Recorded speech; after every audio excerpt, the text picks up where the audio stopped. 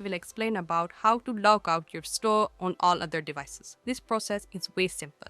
The only thing is signing your account and you will see the same interface like me.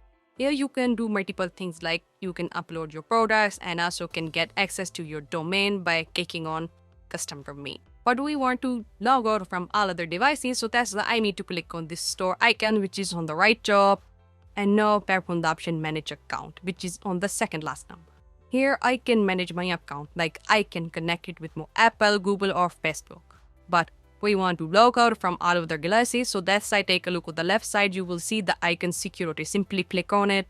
In security section, you can do multiple things like you can add passkey, passwords, can be email if you forgot, and it will be a recovery email. Now scroll down, and on the last you can see the option of devices.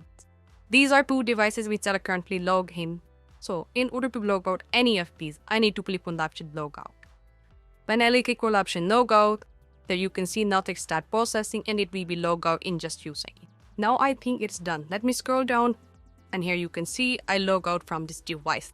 And it was the way by which you can log out the Shopify account on all other devices.